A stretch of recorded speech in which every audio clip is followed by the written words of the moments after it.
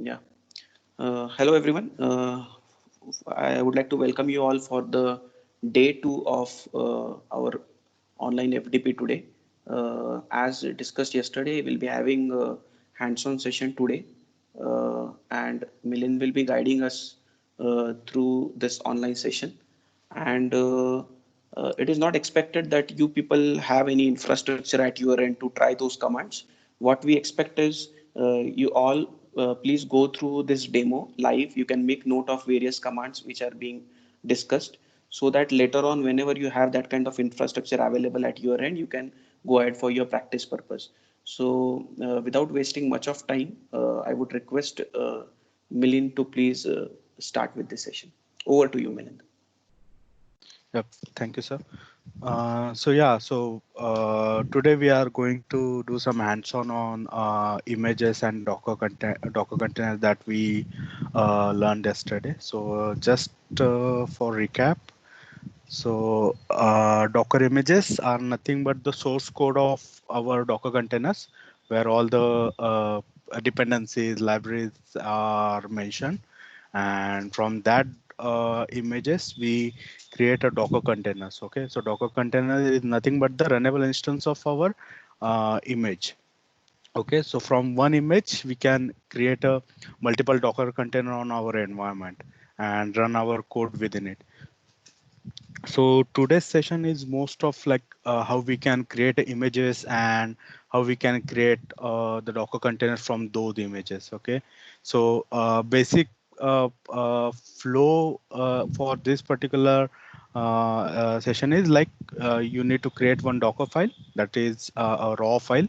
Then we will build that file and convert it into the proper Docker image, and then we run our Docker containers or that images. Okay, so that's the basic flow. Okay, so hope you all got yesterday's session and had some idea about how the containerization work and how the Docker is dealing with the all this stuff and making that development lifecycle more easy for developers as well as operations people. Okay, so yeah, let's start with demonstration. And okay, so I'll just switch my screen.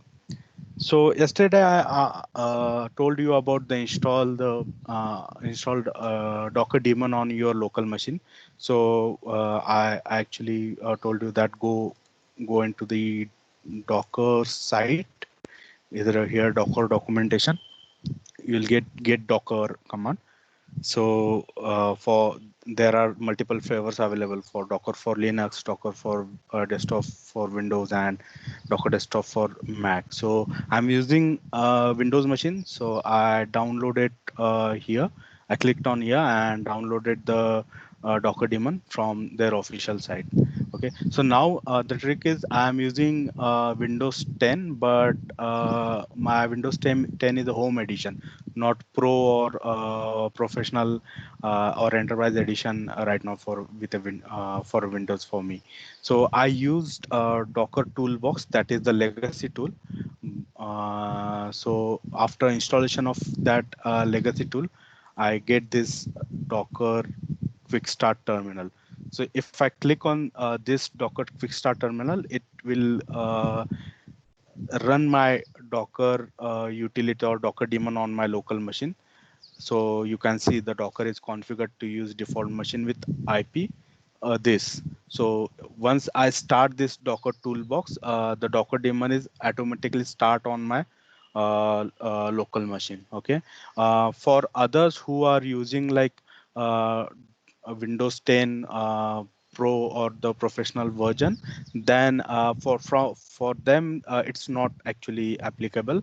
They will directly get the Docker and they can see in notification tray area the Docker is running icon over here. So in my case that's not possible because I'm using some old version. Okay, so in your case that would be over here. So once that Docker utility is download, you just downloaded and installed. You just need to go into your terminal. So I am using Git Bash terminal. You can use a normal command prompt as well. So like this. So you just need to type a Docker. Okay. So once you type a Docker, you will get all the use that command uses and whatever the commands that are applicable for Docker related information. So it's kind of help where all the Docker commands are listed. So like builder, config, container, context. So these are the management commands. Okay. These are normal commands like build, commit, create, then pull push is for the image repository pull and push. Okay. Again, the kill command, images, wait on, and all other stuff. So for simplicity purpose, I am using actually Git Bash. It actually gives you Linux kind of flavor on your command prompt. Okay. So I hit the Docker. So it will give me all the command list. Even you can use this command something like this: Docker dash dash help. Okay, it will list same all the commands and all the uses of that command. Okay, so if you want a specific command or the specific sub command help, so you can type always Docker images dash dash help. Okay, so it will give you the uh, actually help or the parameters for that images command. Okay, yeah, so now the first part is Docker images. So yesterday I talked about the images. The Docker Hub is a centralized repository where you can find predefined images for your container. So first we are going to use that images for building our container. So I have choose one image for that. So we will use Nginx image. Nginx is a web server. Okay, so this web server is basically used for the PHP related development. So it's same as a Apache server, but it has a very high performance in tech over here. So we will use this particular image. So for using this image, we need to pull this image from the Docker Hub. Okay, so you just need to copy this particular command, Docker pull nginx. Okay, I'll copy that command and paste it over here and hit enter. So what it will do, it will pull the centralized image from Docker Hub and save it on your local machine. So yeah, it is pulling. Okay, so right now I already pulled that Nginx image on my local machine. So it is saying that image is up to date for a Nginx. So if it's not stored, then it will go to the actually Docker Hub repository, pull that image, download it on your local machine, and store it in image registry. So how I can see it is stored in my image registry or not? So you can go to Docker images. Okay, so if you hit that, it will show the list of images that are stored on your local machine. So here you can see the Nginx latest version images stored. It has been updated 2 weeks ago. So 2 weeks ago means the owner of this images, like the who is actually taking care of these images on a Docker Hub, updated this image 2 weeks ago. Okay. If you want specific version of image, you can mention that as well. Okay, so let's say right now I just typed like Docker pool nginx. So I want specific, let's say specific version of that image. So you can type colon and whatever the image version, like I want 1.17. Okay, so for example, I want to pull MySQL, but MySQL I want 5.6 version. So MySQL colon 5.6. Okay, so in that way you can mention the specific version of that images. Okay, so if you didn't mention anything, it will pull the latest image that has been updated in Docker Hub registry. So you can always see those tags over here. Okay, so okay, in description you can see here supported tags. So 1.17.0, some are alpine images, some are like Perl images, some are stable images. Okay, so always you will find the documentation of each and every images within Docker Hub. So even it will give the reference of that image. What does what that image contains, what does it does. So that kind of information you can get over here. Okay, from here we will just pull that image. Okay, now that image is available on our local machine. Now it's time to build a container using this image. So building a container, it's very uh, uh, easy process. You just need to run only one command, that is docker run. Okay, docker run. Then you can mention the publish, that is the port publish, that is 80:80. And you can name the container, let's say my nginx container. Okay, and you can mention on which image, on top of which image you need to create your container. And so I want to use this nginx image for my this particular container. So I'll use nginx nginx. Okay, okay. So if I hit this command, mm, oh sorry, I, I missed one step. Mm, I'll just stop this existing image.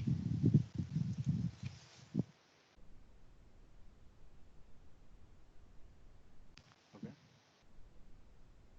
I missed detached mode. Okay, so you need to mention DOS D. So if you didn't mention that detached mode, when you hit an enter, it will that particular command stays in a running mode, and the container will be created, but that command prompt occupies that particular line. Okay, so it will paste all the logs over there. So if I hit then detached mode, so it will run in a background mode. So if I run this, okay. So now this is your container ID, okay, and your container successfully started. So how I can see my container started or not? So you just need to hit Docker PS. So Docker PS will give an information of your container. Okay. So this is your container ID, which image has been used. What is the starting command of within that container? So once the container is launched, this command will be executed as a start of your container. So that is the Nginx start. When it is created, what is the status? And this is the port mapping. Now I'll come back to this particular thing later. Uh, Name is the nginx, my nginx. Okay, so here I mentioned the container name is my nginx. So this container is running my local port 80 is mapped to the containers port 80. Now it's time to see if that is successful or not. So you just need to open your web browser, localhost. Okay, okay. So your nginx container is running. Now, the thing is, Nginx is not locally installed on my machine. I have installed within that container. Okay, so now you got the idea how we can run the multiple applications within our container. There is no need to install it in our local machine. Okay, so in my local machine, which I am using for this demo purpose, Nginx, Apache, PHP, nothing has been installed. Okay, all things I'm going to install on container itself. Okay, so what if I stop this container? So I'll just docker stop paste. Okay, so you need to hit the command docker stop and the container ID. So it will stop your container. So if I again hit the localhost, now the container stopped. So Nginx server is not available because the container is stopped. Okay, so now it is showing that like localhost is temporarily down or moved on some other web address. Okay, now again if I see the docker ps-a, so it will show you the status. The particular container is exited 21 seconds ago. So what does it mean? That we have explicitly stopped that container. Now I want to start this container again. So you can just hit docker start start and the container ID. So now the container ID is little bit tricky, like, so you need to remember all these numbers and all other stuff. So instead of that, you can use the names directly. So my GINX. Okay, so if I hit and enter, okay, so your container has been started. It shows the name of that container. So if again I hit the docker ps-a, okay, so it will show you again. Now the status is up for 8 seconds and port mapping is this. Now if I hit again refresh button, now my again Nginx is running. So you got the idea, right? So how it is going and how it is working. So any confusion about this?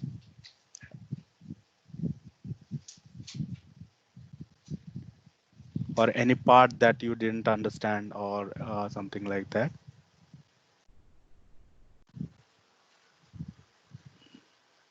Okay, great.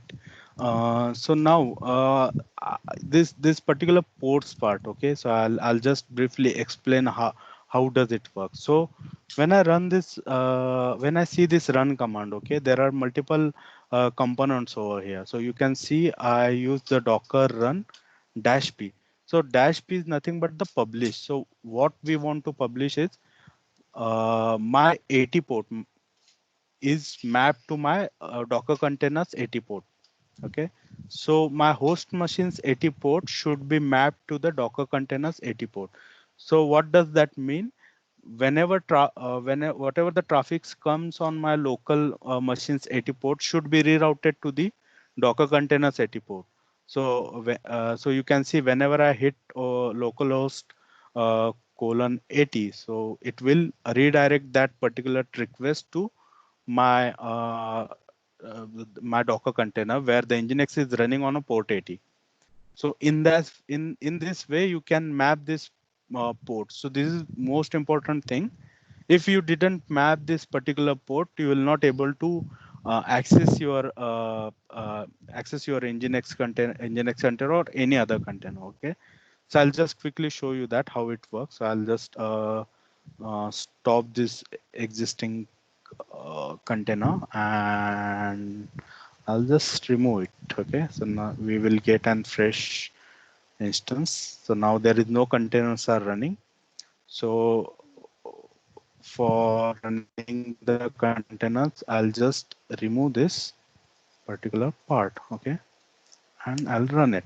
Okay, now you can see the port is exposed only. Okay, so Nginx container is exposed port 80 from their end, but we didn't map anything from our location. So if we refresh this, now you can see localhost is not available or the error is there. Why? Because when we hit a localhost, our request goes to the port 80 HTTP port, and we didn't map that local HTTP port with our containers HTTP port. So that's why that request couldn't found that Nginx server and couldn't process that request. So that's the importance of ports over here. You need to publish the port before running when you start your container or the run your container using an image. Okay, so it can be any port. So let's say in case of MySQL, so MySQL is using 3306 port. So you just need to map local 3306 port to the containers 3306 port. So it is something like 3306 colon 3306. So the uh, left part is for the host port and the right part is the container port. So in this particular session, when I say host is nothing but your local machine, that is the Docker host. In Docker, Docker host is nothing but your local machine on which the Docker container is running. Okay, so whenever I say host, it is I'm referring to my local machine. Okay, not other any other entity. So this particular port belongs to this left hand port belongs to Docker host, and this right hand port belongs to our Docker container. So if I again Docker stop, okay, Docker ps dash a dash go. So this is a shortcut where you can stop all the containers that are running. Okay, so now if you can see, there is no container. Again, I let's say again I port map to 80:80 Docker ps. If I hit refresh, yep, my Nginx server is running. Okay, now this is a virtual environment, so you can see my container is running, how it is populating the Nginx startup page over here. What are the properties of this particular container? So if you want to see the properties or the IP address and other things of this container, you just need to hit the Docker inspect inspect my Nginx. Okay, so you can see over here all the properties of your machine. So your container, sorry. So it will give an ID, created status, what is the status, then which image is used. This is the image ID actually. So it's a little bit confusing. The important part over here is this one. Okay, so network setting. So whenever you install Docker utility on your local machine, it creates its own virtual network for their Docker containers. Okay, so it will, that virtual network is connected to our host machine's network, but every time you create a container, that container will be added within that virtual network, so it will not hamper on our host networks. So whenever your container wants to access some internet, the resources over the internet, the request goes to that virtual network and connects to our host machine's network, and then pass to the our host machine pass that particular request to public internet. So in that way network communication happens. So for this particular container, we have uh, network settings over here, and we have MAC address something like this, and network, yeah, right now network type is a bridge. So I'll explain you the different network types in like in couple of minutes. So it has the where is it? It is, yeah, it has its own IP address. It has its own gateway, and the IPv6 address is not actually assigned right now. If you want to assign it, it is explained within a Docker network itself. It has a MAC address and all other stuff. Okay, so each and every container has its own IP address, and using this IP address, the Docker containers communicate with the other containers. Okay, so it has the network discovery stuff and all other thing. So it is handled by Docker daemon itself. So you need not to worry about the networks. But yeah, you if you want to design a very high end application or the multi container application, you need to take care of this network part as well. So there are other things as well, like label, whatever the volumes mount and all other stuff. Okay.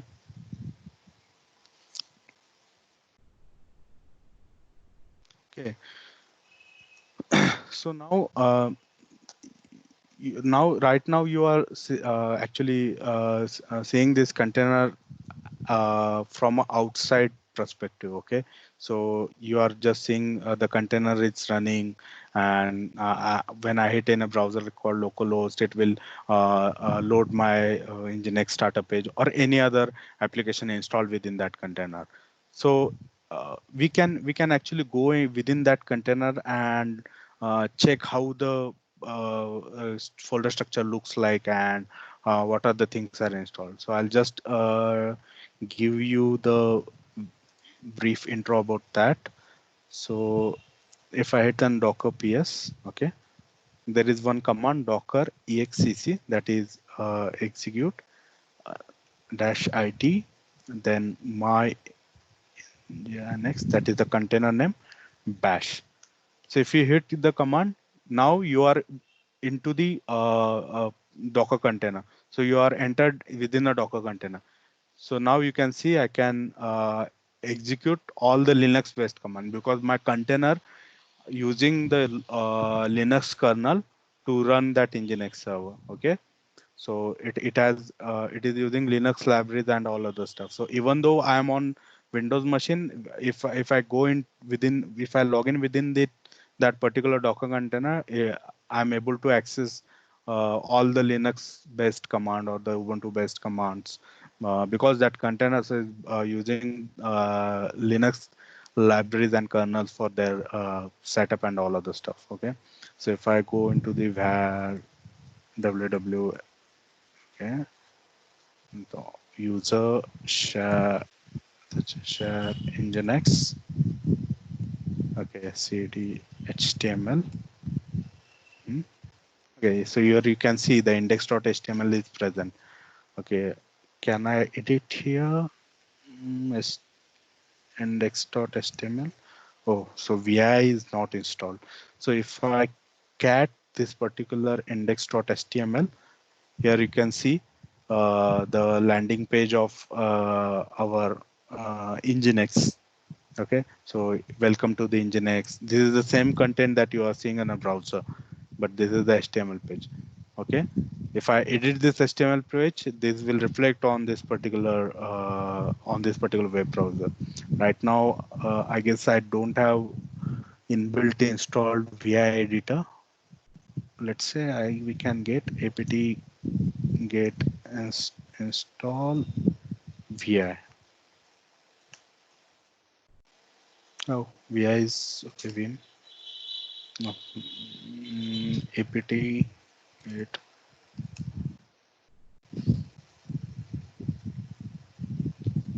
mm, okay.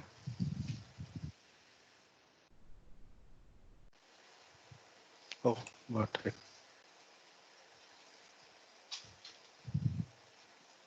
Okay. Yep. VI is installed. So ls.al VI index.html. Okay. Now I edit this particular Nginx to welcome remove and store it. And if I hit the refresh over here, okay,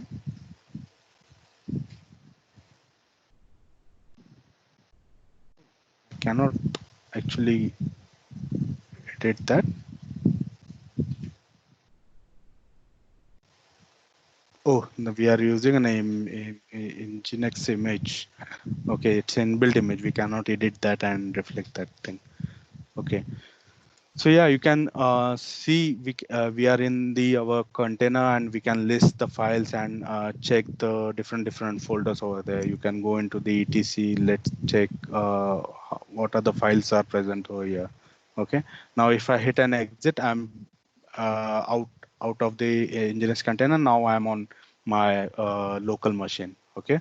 So in that way, you can deal with the containers. You can go into the containers, change the things, and then come back to your normal localhost machine. Okay. Uh, any questions or any confusion regarding this?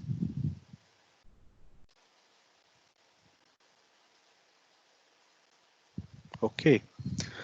Uh, okay. So now we see that we used the in already built Nginx image for our container to run our container. So you may ask like how I can create my own customized image. Okay. So there might be a situation where you need to create your own image instead of pulling it from the any other third party or kind of thing. Okay. So you can do that also. So I'll demo that thing to you. You just need to open your folder. I choose the C folder, users, Dell. I'll create a new folder. Okay, I'll just have Docker folder already. Okay, I'll just create a new folder called, let's say, my app, and I'll open this folder.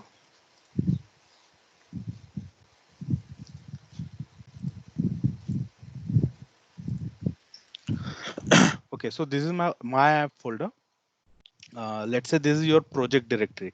Your all source code is here and all other stuff. You want to make your project Docker containerized project. Okay, so in that case, you just need to create your own image. So how we can create that? You just need to create a new file, name it like Docker file. Okay, so this is a strict naming convention. If you name your file with something else name or the some other name, then you just need to define that name with while running your define or the declare that name while running your command. So instead of doing that, you can use this particular Docker file as a name of your file. So if you hit that, the Docker file is created. So, like yesterday I said, like we need to uh, we need to list down all the dependencies that are required to run our application while creating an image file. So, my purpose is right now I want to run Nginx server within my container. So what I need to do, I need to install an Nginx. So instead of installing an Nginx with all the commands and all other stuff, the Nginx image is already present on a Docker Hub, in which Nginx is already installed and it is running, which we use it few minutes ago. Okay, so I'll just use that image. So I'll type from base image Nginx. Okay, so every image file starts from the some base image. Okay, so this is the compulsory statement. Every Docker file should start with the from base image, so that image can be anything. So right now I want to use an Nginx server on my container, so I use the from Nginx image. Okay, so this is kind of using others image or the Docker Hub repository image in my local for my local project image. Okay, so I can use the CentOS. Okay, I want CentOS, let's say 7. So I can use that. So it will pull the CentOS OS libraries within my Docker container, and on top of that, all the dependencies has been installed. So let's say I want to install, let's say Vim editor. So apt, in CentOS it is yum install Vim. Okay, so in that way you can list down all the dependencies. I want to install PHP, so run yum install PHP. Okay, so likewise you can write all the dependency installation statement one by one. Your image will be created. Now I'm just interested with my Nginx image, Nginx. Okay, now the other thing is I mapped my port over here, like you can see over here. Okay, so local host machine SETI port is mapped to the container SETI port. Okay, so we are using directly our Docker Hub's image where that port is already exposed for the for that particular container for that particular image. Sorry. So right now we are using customized image, like on our own defined image. So in that case, we need to expose our port. So we just need to expose port 80, because from this particular using this image, its container is going to run. So we are just adding the instructions over here So how the container would start and how we can run it. Okay. Okay, so that's it. Right now we require an Nginx and we need to expose a port 80. So I'll just destroy existing container.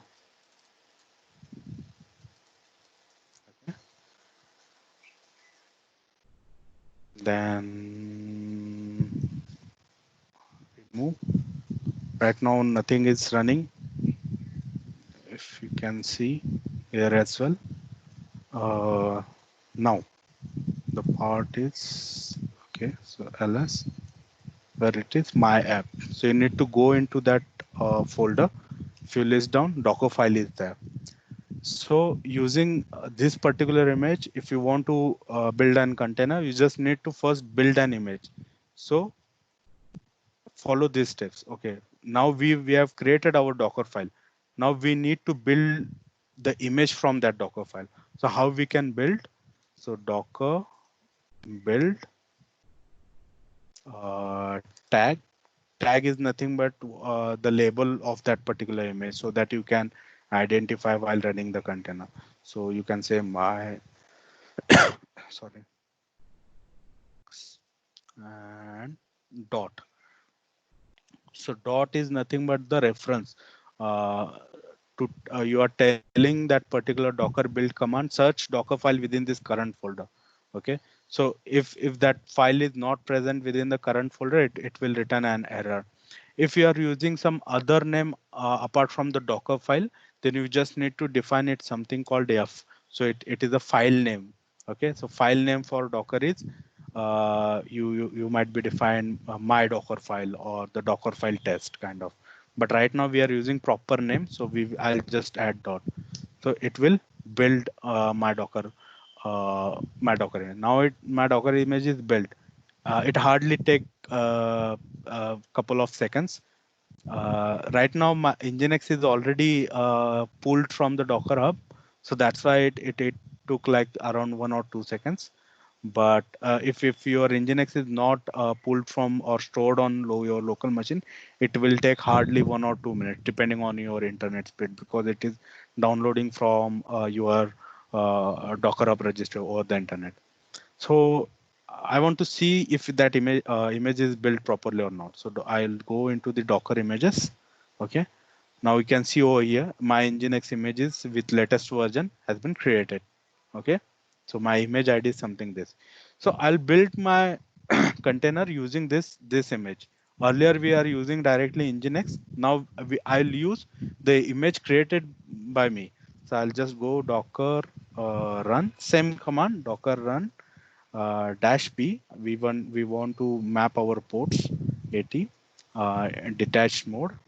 Name something like my Nginx app.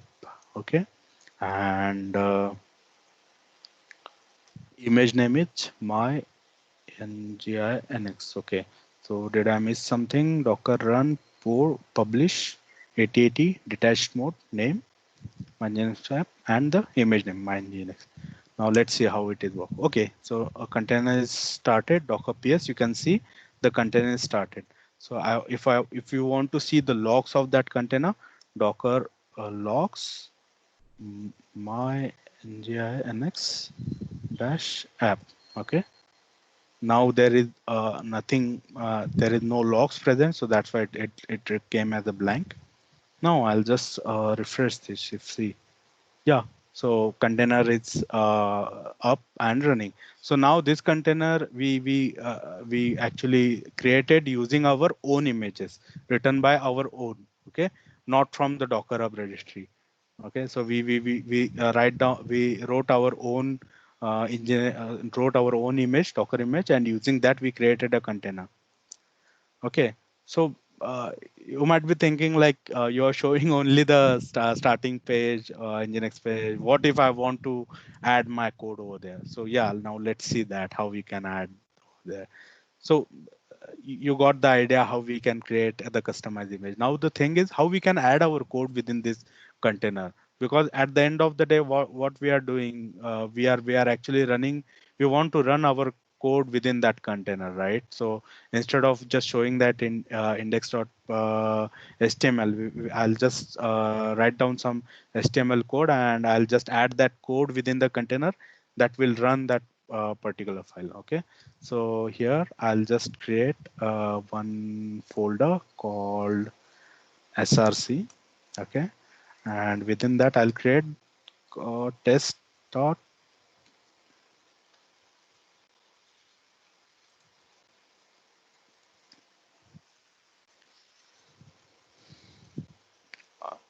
Hello.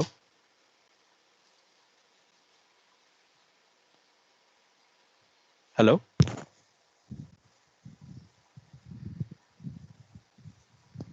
Hello. Hello, Am I audible? Milan. Yeah, you're audible, but screen sharing has stopped. It seems screen Okay. sharing. Okay. I'll just reshare. So, from which part you just missed? No, no, just now, just 1 second. It is, Okay. Now, yeah, you are yeah, seeing screen, right? yeah. It is visible. Yeah. Okay. So now we are here trying to create one file which we can actually add within a container and we can run that file. Okay.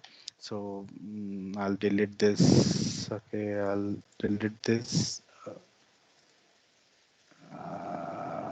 No, not SRC. I'll delete this thing.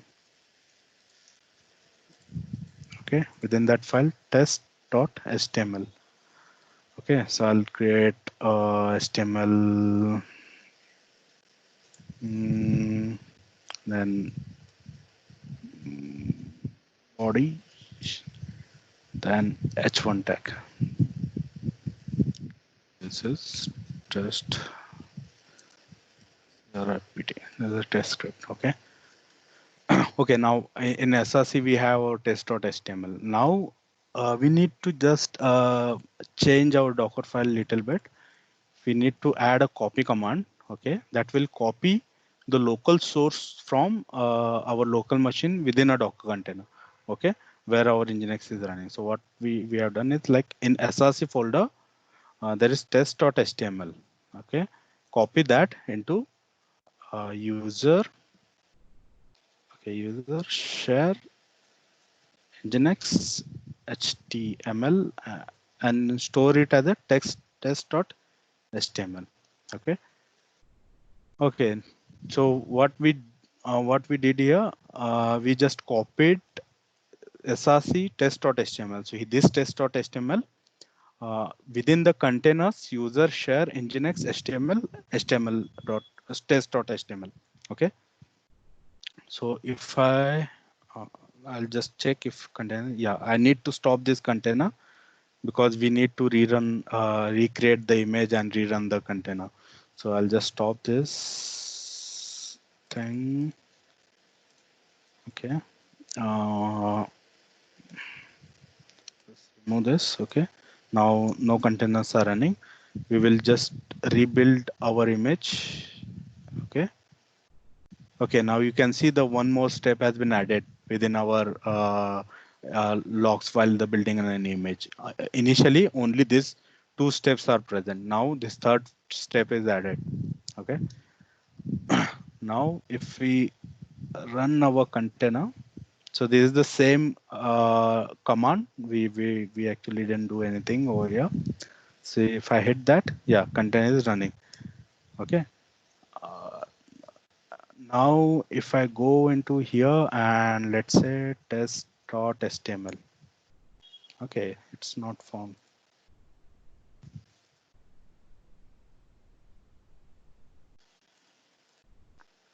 So I need to check if that is present or not. Docker ps docker exec dash it. Okay. User share nginx html. Start. Let's start al. Okay, somehow that file didn't copy it. Okay, so why? src test.html. Okay, copy that user. Oh, we just misspelled the share folder. Okay, user share nginx html, user share nginx html. Okay, now we just need to restart again to stop. Mm,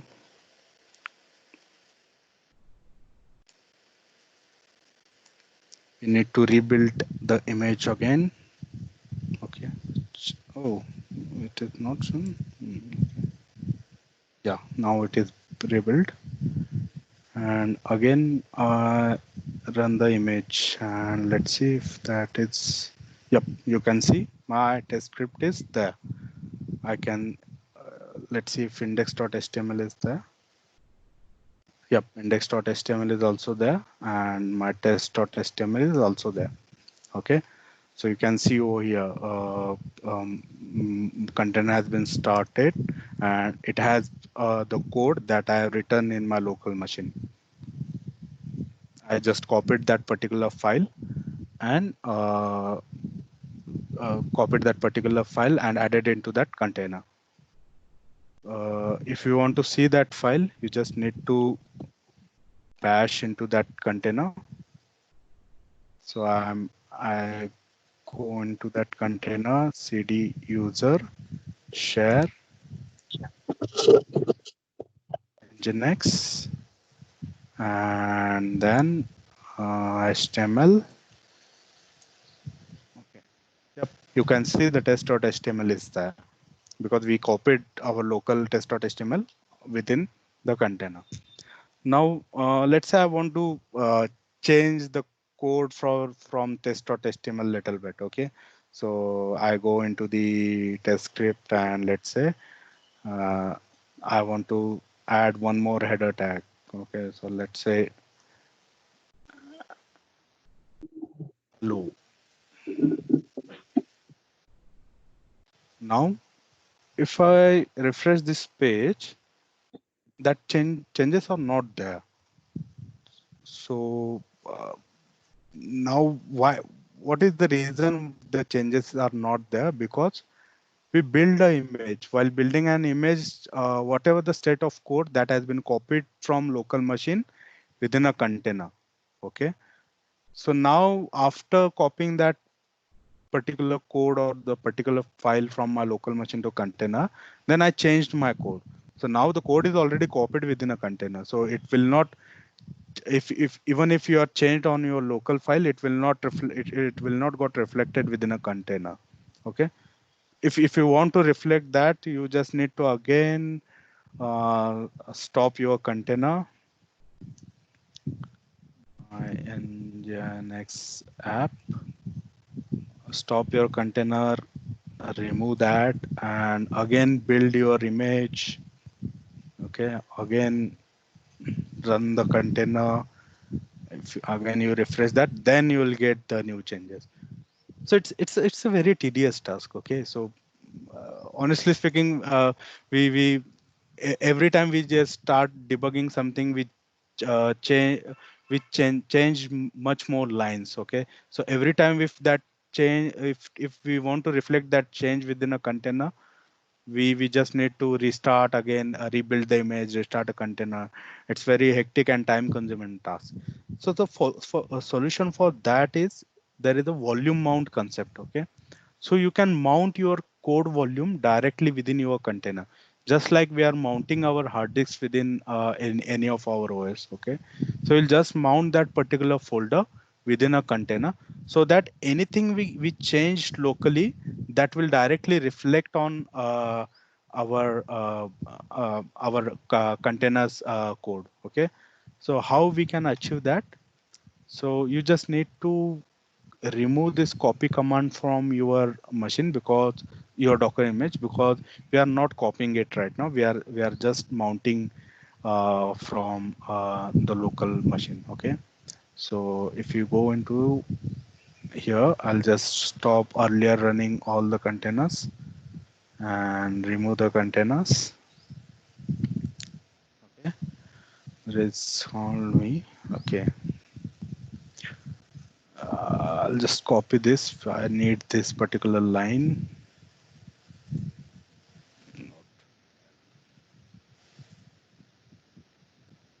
Okay. Now we changed our Docker file. We just need to rebuild that thing. Okay. Rebuilding is done. Now we need to run our Docker container. So same publish is 80 to 80, detached mode, name is something like this. The one more parameter I have added is v. V is nothing but the volume. So volume, for volume mount, you just need to specify the path. Okay, so this is my local path. Again, in each and every container, in each and every Docker container command, the left part belongs to host machine and right part belongs to your Docker container. So whatever you define in your left part, it will go, it will belongs to your host machine. So I'll just copy this thing. I just need to update my path over here. So right now I want to mount this particular folder src. Okay, so if I go into there, it is a, you see user del docker my app src. See user del docker my app and then src. Okay, same. I want this volume to be mount within a html. Okay, so same my nginx image. If I run this, let's see, hopefully it should mount the image.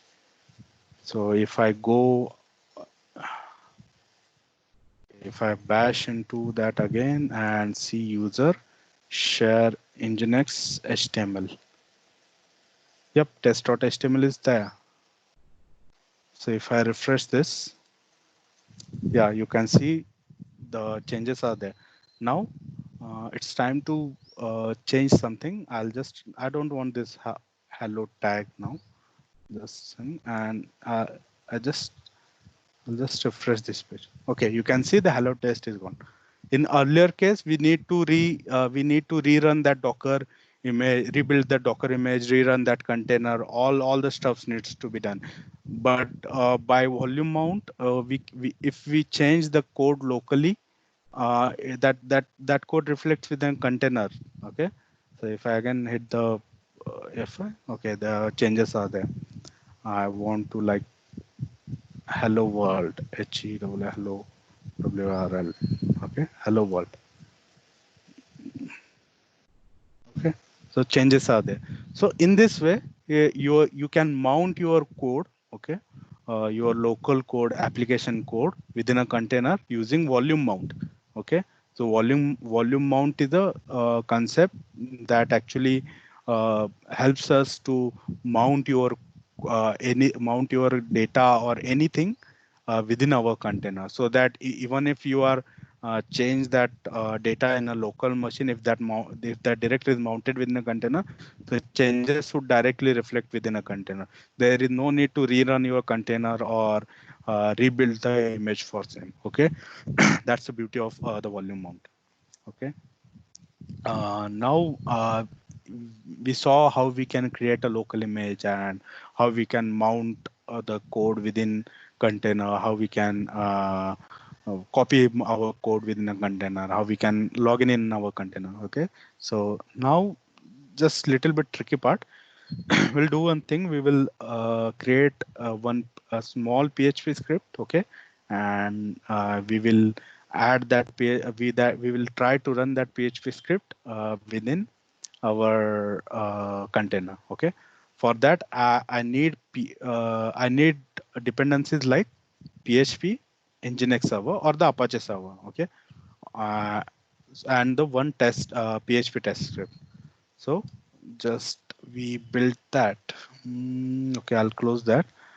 This is the Docker file. I'll just change this Docker file little bit because I want PHP uh, version 5.6 with Apache. Okay,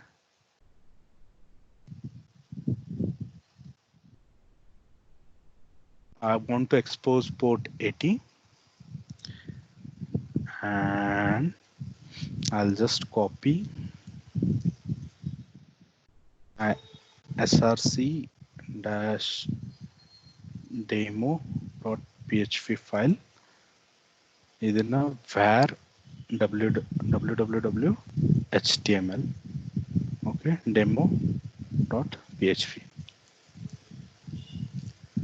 I need to create new file demo.php. PHP hono echo PHP info.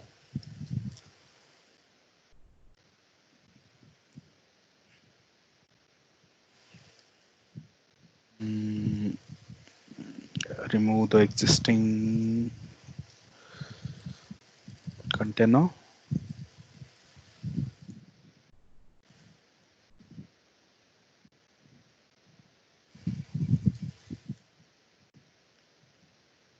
Containers are running. Docker build. I'll just rename it my PHP app. Okay, and rerun. Okay, the PHP 5.6 Apache is there, and code copy. Okay, code copy command. Okay, I didn't saved it. So yeah, so code is also copied. Then I'll run without volume mount because I don't want to mount the volume. I'll my change the my PHP app, and I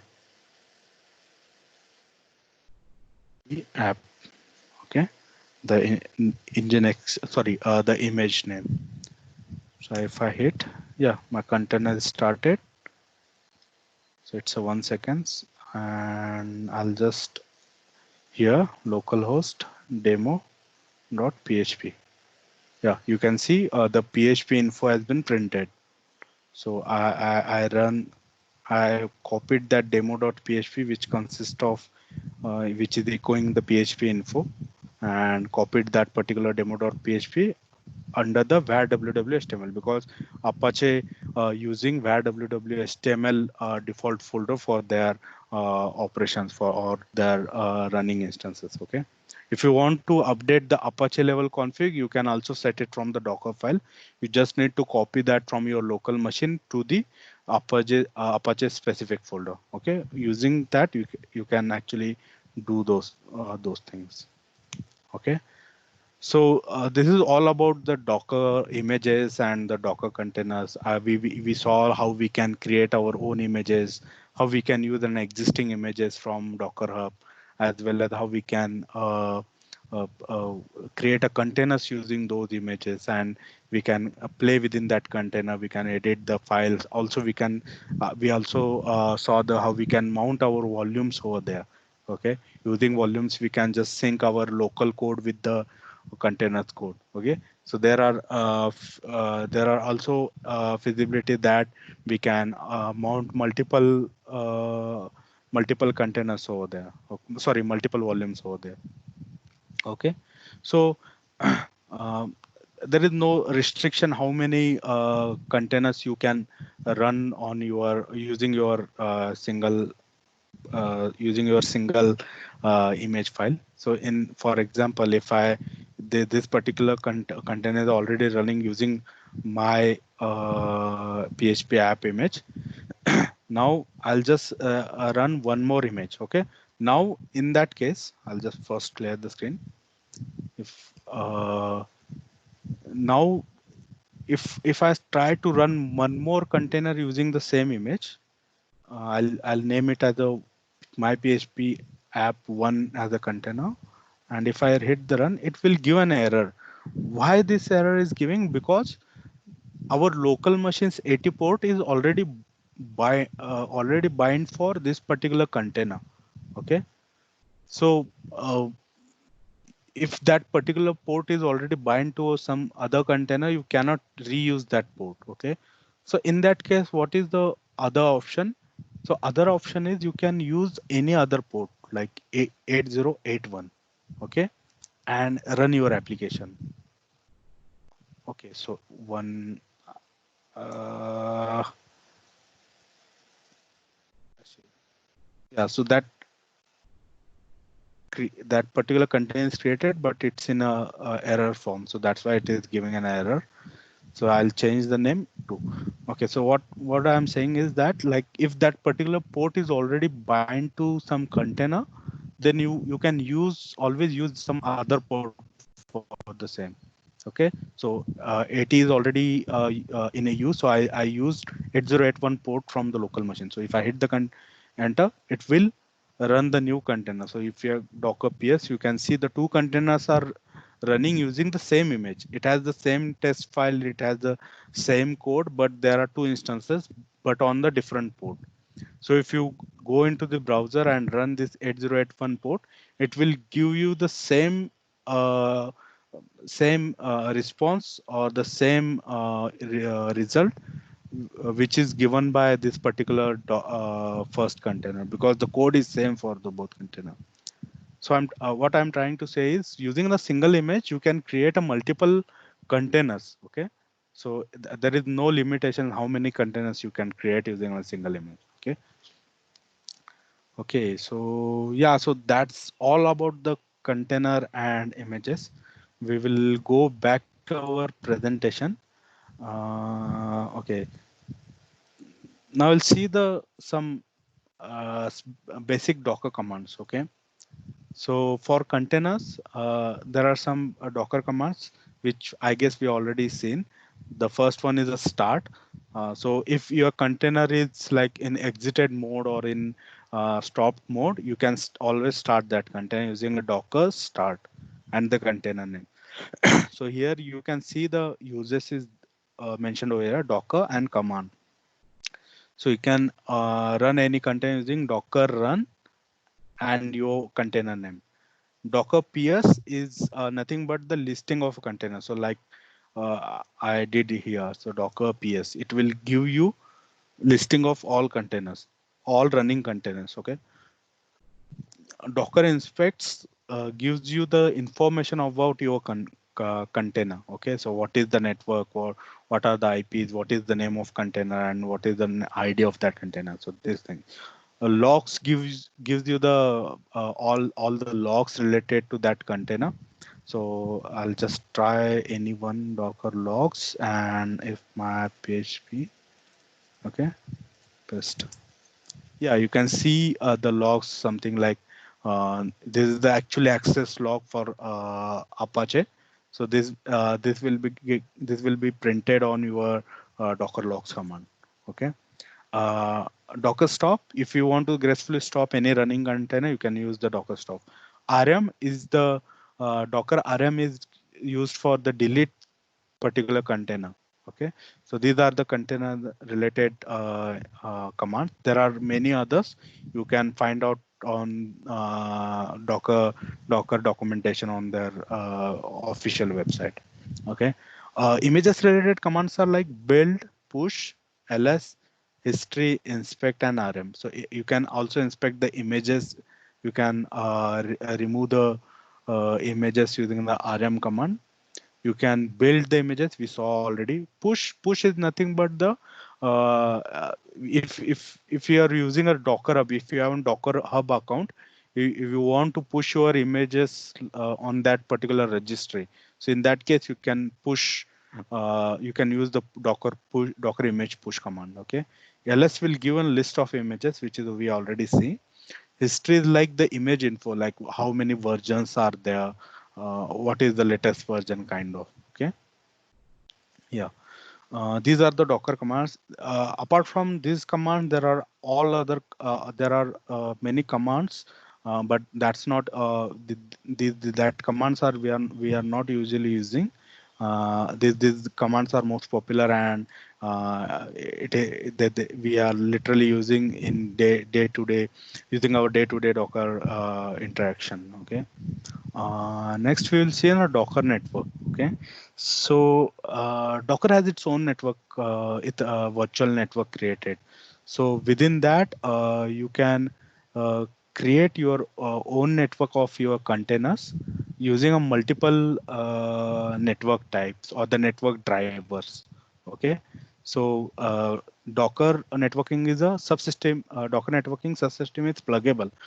Okay, so you can create or the plug any network for your container using this particular drivers listed over here.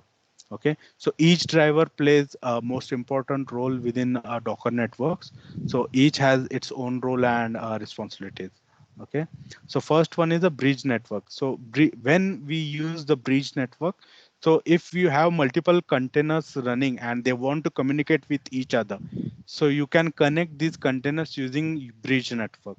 So whenever by default you run any container, it comes under a bridge network.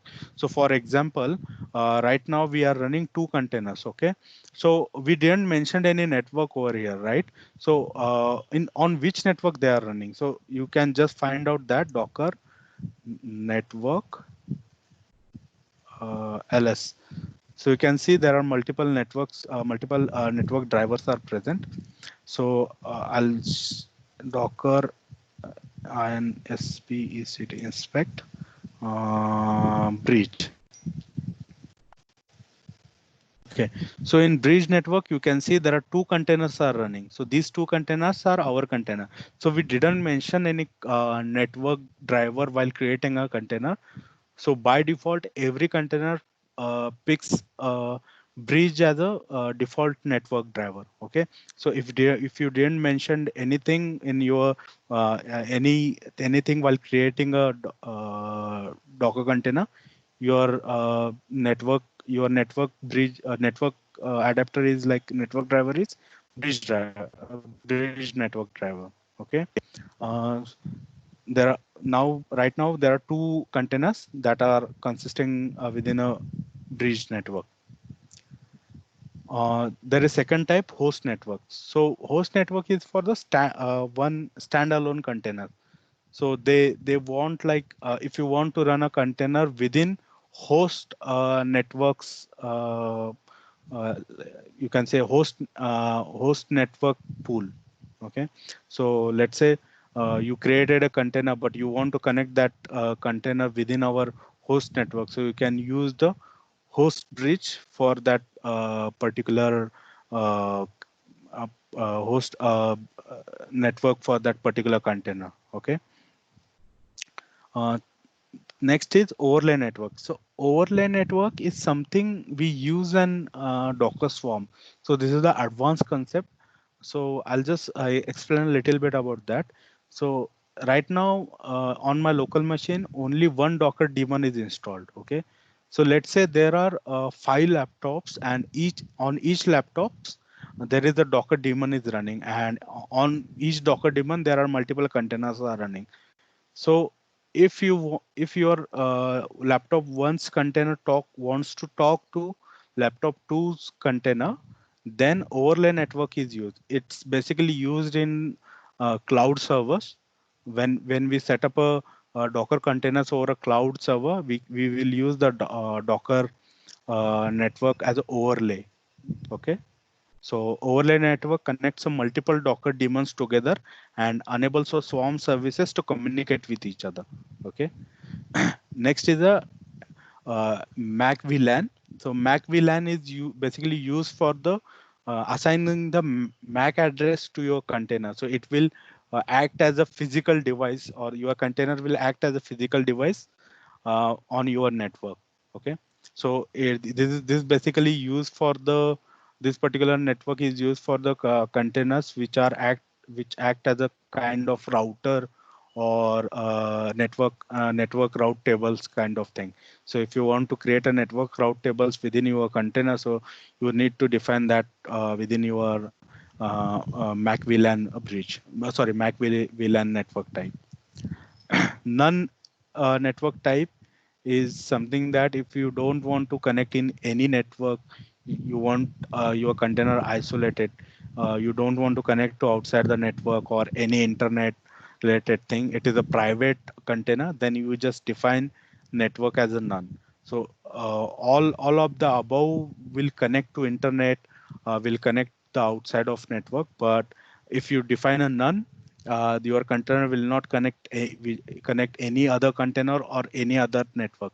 It can be your host network, it can be your Docker virtual network. Okay, so the none is used for that. So it has a very limited uses for that. So rarely we use the none network.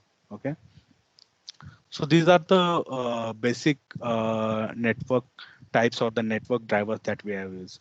So I'll just show you how we can create the network.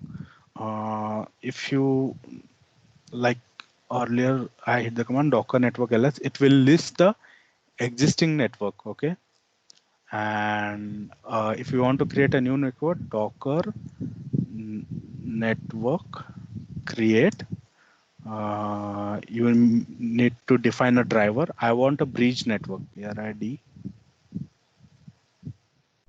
and my network name, my test or my app.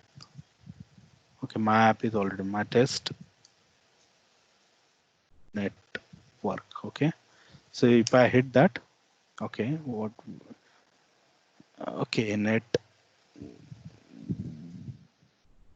Okay, okay, so network is created. So if I hit docker network ls, you can see my test network is created. Now I can use this network to start my container. So I'll stop existing running containers. So dollar docker docker ps dash a dash q.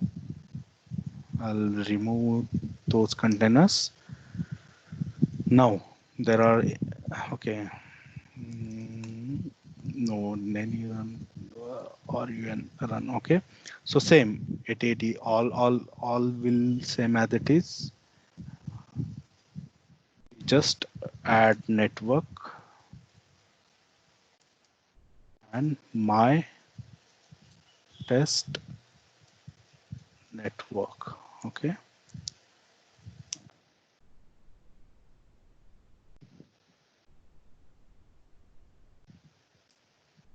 okay, so if I hit the docker ps, so my container is running, but now it is running under my test network.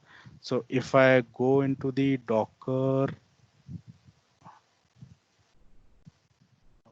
in an spect inspect my test network and hit enter, you can see the one container is running in that network.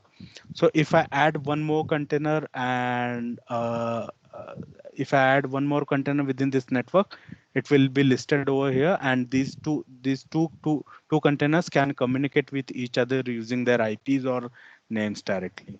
Okay, so that's about the Docker networks. You can create your own network, your custom network, or you can use the existing network which are created like bridge and the host and the none. So among this bridge, host, overlay, MacVLAN, none. The overlay and MacVLAN is not available on Docker Community Edition. They are available on Docker Enterprise Edition. Okay, and they are basically used for only for the uh, swarm related operations. So we right now the only bridge, host, and none is available. So even if you can see. Mm, network ls, so there are only three are present: bridge, none, and host. Okay, so you cannot see like the Mac VLAN and overlay because they are available on enterprise Docker daemon. Okay, so that's all about the Docker network. Yeah, so we reached the end of our session. I guess we are out of our time, I guess. Yeah. So what next? What we are going to learn tomorrow? So we are tomorrow we are going to learn what is Docker Compose. It is a small utility apart from a Docker, and on Docker Compose, learning the Docker Compose will give you the experience of handling multiple Docker containers within your network. Okay. Also, it has more benefits on a network side. So whatever I explained related to the network will be cleared on within a Docker Compose session. Okay. After that, we will see on a Docker machine. Then a little bit intro about Docker Swarm and Kubernetes. There will not be any hands-on. If the time permits, I'll try to, but I don't think Docker Swarm and Kubernetes hands-on would be possible on a single laptop. Okay, then we will reserve like 15 to 20 minutes of QA session on whole day one, day two, day three sessions. Okay. So yeah, so that's it from my end. If you have any questions, so portal is open for you. Thanks, guys. Yeah. Thank you, Milan, for that wonderful hands-on session today on various Docker commands. Yeah. Yeah, the portal is open for all the participants to have certain questions if you have in your mind. Just to start with, Milind, I would like to post one question. Yeah, sure. So, I wanted to know, like, whenever we create these images and containers, Mm-hmm. physically where this goes, like whenever we do virtual machine, Mm-hmm. or Oracle VirtualBox, if we install, so we Yeah, have a hard drive, right? So that yeah, hard drive location is there somewhere in our D drive where we keep that VDI image, right? So correct. similarly, if I create these images using Docker image, or if I create Mm. container Okay. using Docker run or something, Mm-hmm. so where Mm-hmm. this goes actually in the physical. Okay. So when you create or build any image on your local machine, there is one folder called image registry. Okay. So let's say if Docker images, so all these images are stored on your local hard drive under the images folder. So once you install a Docker daemon, there under that installation there is called image registry folder. So within that image registry folder, one byte format file is present with this particular image ID. Okay, so for each and every image that file is present, so it is stored on your local machine. And if you are like you are grabbing it from any Docker Docker hub, from the Docker hub, it will download it locally. So for example, if I want to show you where it is, yeah, let's say Redis. Mm, if they give Docker, okay, Redis Docker.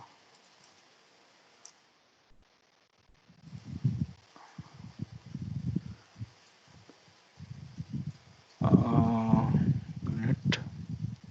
Okay, so if I copy this and just paste it over here and pull this image, so now it will start downloading that particular image on my local machine. Okay, so yeah, you can see over here pulling from FS layer. So each and every layer is uh, uh, pulled from Docker Hub and stored on my local machine. So under this name, it is the file is created under image registry.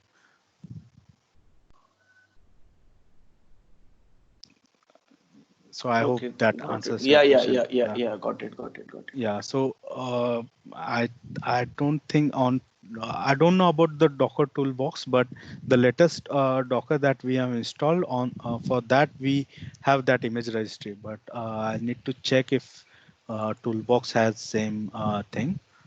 Mm,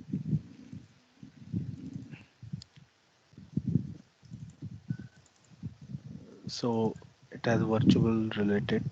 Uh, but in here it is stored like under the image registry. I saw already that. And even if like you every in even if you created installed a Docker daemon on your machine, in background is actually talking with a virtual machine for creating a containers and creating and all other stuff. So hypervisor is used by our Docker daemon for virtualizing your environment, but all the resources are stored on hard disk itself.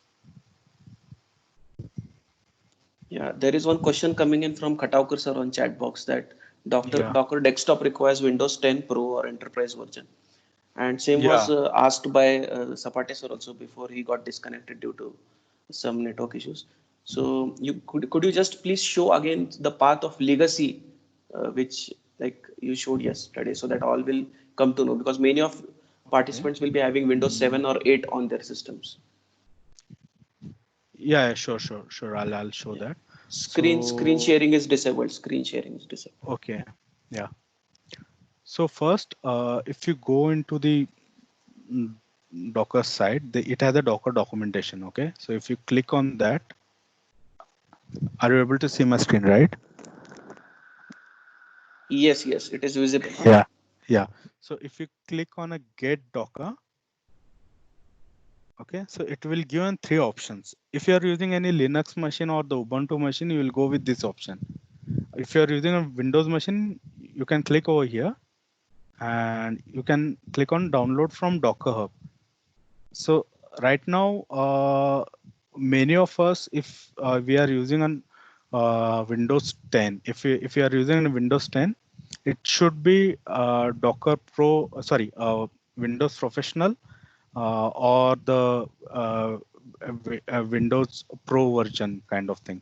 So we need that versions for this Docker client machine. So if you didn't have that Windows installed on your local machine, you need to install the Docker's legacy version, which is Docker Toolbox. So if you click on this Docker Toolbox, it will show you how we can download and install it. But it has also some requirements. So if you click on this, uh, it will ask you to check your version. Okay, so it should virtualization should be enabled. For Windows 7, it should be 64-bit OS, not 32-bit. So if that fulfill your requirement, so you can just click on Docker tool install or the download Docker toolbox. It will get installed. So I guess the link is over here. Mm,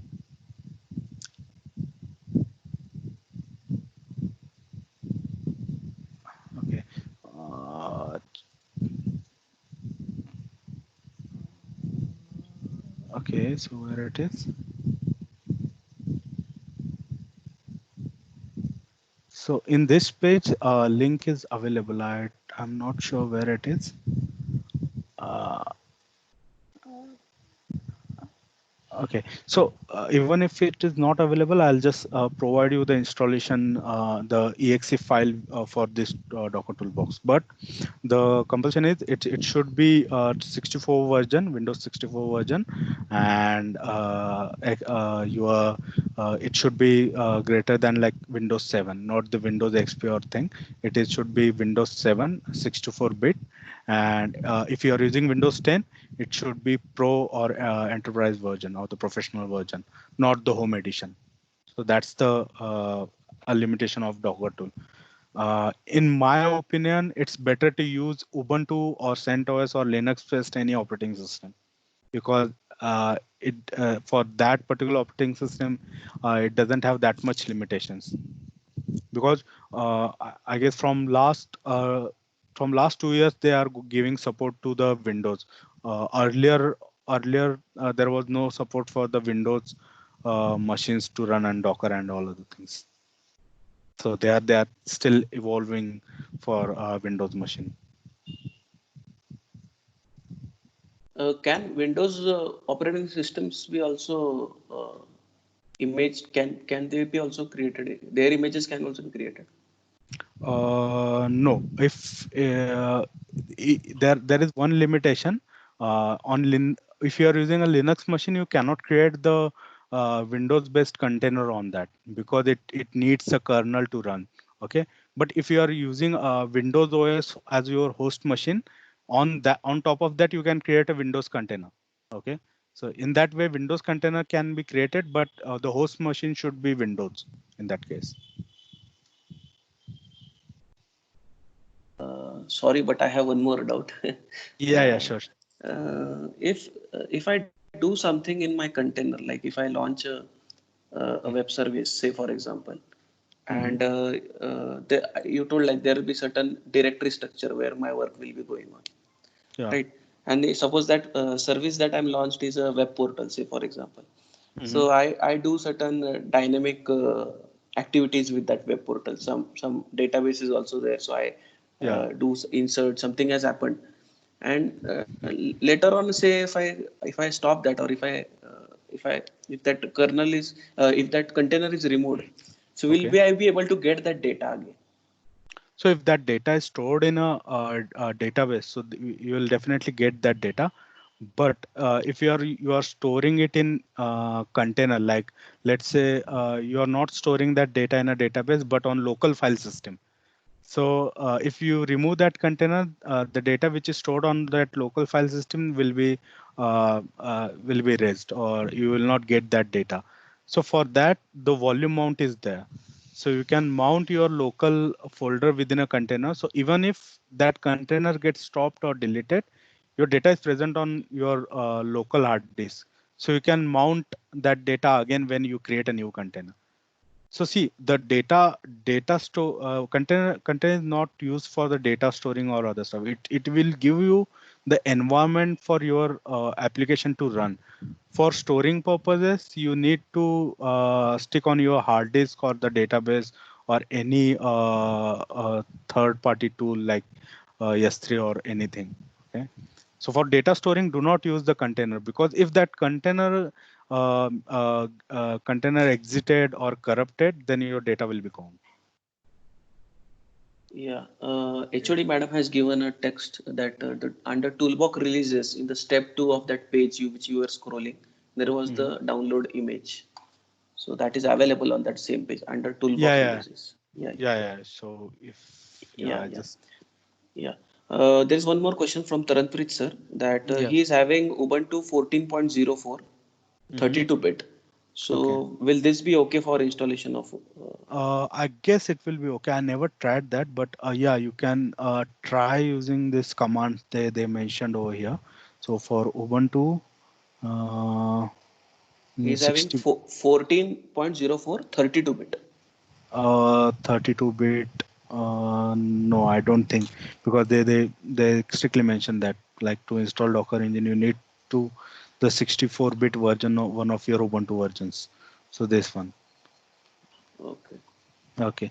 Still you can try, but I don't think it will get installed, because it strictly requires 64-bit version and all other stuff.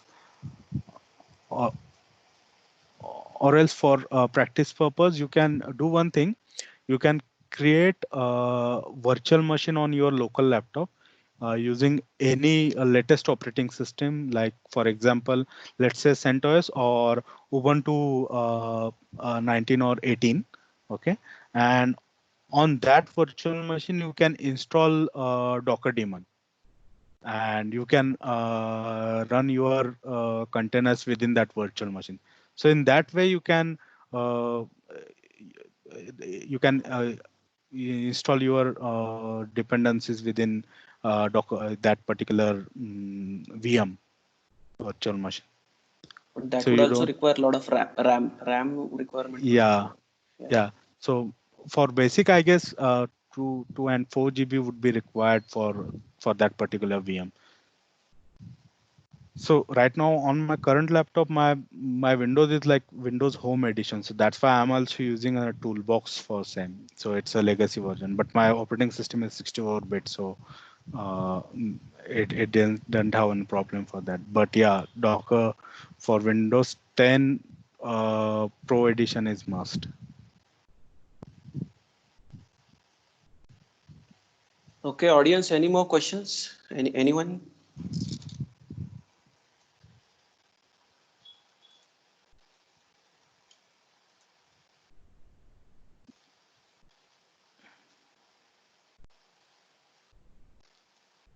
Yeah. HOD madam, any thoughts? Yes. So, Milan, it was once again a nice session. At least we have started, and I hope all of us will continue practicing on this platform. So, thank you very much. Looking Yeah. for the next session. Yeah, sure, sure.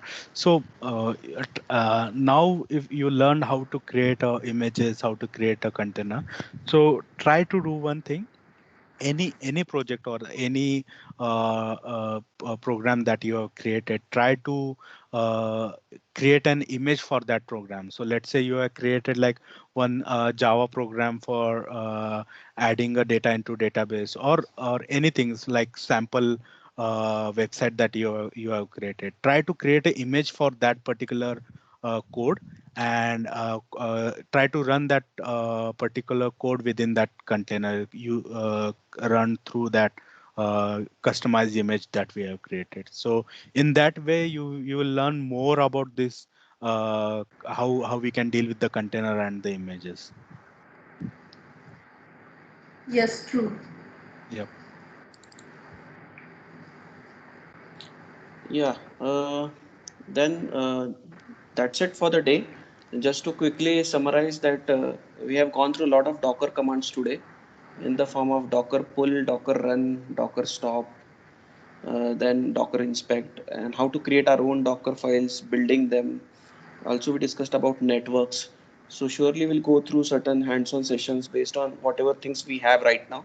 But surely after we practice, we'll get certain doubts also at times, and we'll reach out to you whenever we have these kind of doubts. Yeah, yeah, sure. Just a reminder to all participants that tomorrow we are going to start at morning 9 a.m. Because we have tomorrow is a working day, so the session is planned from 9 a.m. to 10 a.m. So all are requested to join accordingly. I'll be sending the link for tomorrow's session in due course of time. I once again would like to thank all the participants and HOD madam for joining for today's session, and I'll also like to thank Milan for such a wonderful hands-on session today on Docker. I call it for the day. Thank you, one and all. Thank you, Olga.